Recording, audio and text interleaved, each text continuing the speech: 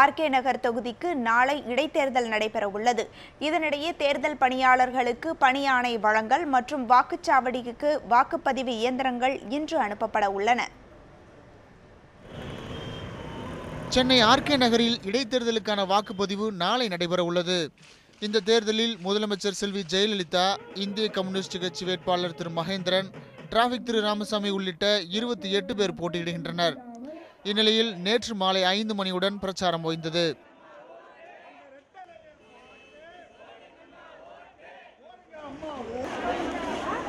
Chennai RK நகர் தொகுதிக்கு நாளை நடைபெறவுள்ள தேர்தலில் தமக்கு ஆதரவாக வாக்களித்து மகத்தான வெற்றி பெற செய்ய வேண்டும் என வாக்காளர்களை அதிமுக பொதுச் செயலாளர் செல்வி ஜெயலலிதா கேட்டுக்கொண்டுள்ளார்.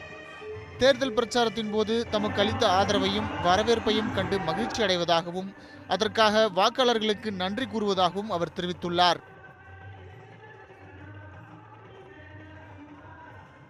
ஆர்கே நகர் தொகுதியில் இடைத்தேர்தல் நேர்மையாக நடைபெறுவதை தேர்தல் ஆணையம் உறுதிப்படுத்த வேண்டும் என்று இந்திய கம்யூனிஸ்ட் கட்சியின் வேட்பாளர் திரு மகேந்திரன் கேட்டுக்கொண்டுள்ளார். தமிழக மக்களுக்கும் வாக்காளர் பெருமக்களுக்கும் மிக தாழ்மையுடன் கேட்டுக்கொள்கிறேன்.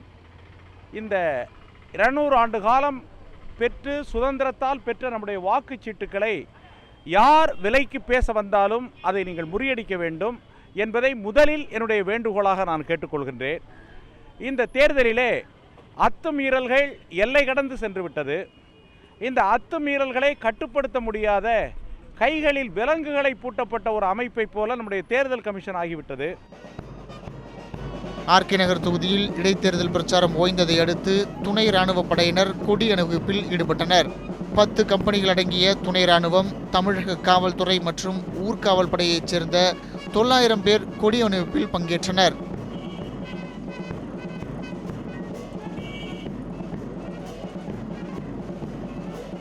ஆர்கே நகர் தொகுதி இடைத்தேர்தலில் வாக்காளர் தகவல் முறை என்ற புதிய திட்டத்தை தேர்தல் ஆணையம் அறிமுகப்படுத்தியுள்ளதாக தமிழக தலைமை தேர்தல் அதிகாரி திரு சந்தீப் சக்சேனா தெரிவித்துள்ளார். ஆர்கே நகர் தொகுதிக்குட்பட்ட 230 வாக்குச்சாவடிகளிலும் வெப் கேமரா மூலமாக கண்காணிக்கப்படும் என்றும் அவர் தெரிவித்துள்ளார்.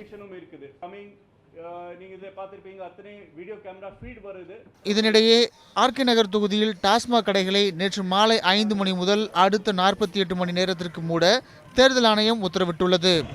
மேலும் பிரச்சாரத்திற்கு வந்த வெளியூரைச் சேர்ந்த நபர்கள் தொகுதியிலிருந்து வெளியேறவும் உத்தரவிட்டுள்ளது. இது தொடர்பாக தனியார் விடுதிகளில் வெளியூரைச் சேர்ந்த அரசியல் கட்சியினர் யாரேனும் தங்கியுள்ளனரா என போலீசார் சோதனை மேற்கொள்ளவும் திட்டமிட்டுள்ளனர். செய்தி பிரிவு நியூஸ் 7 தமிழ்.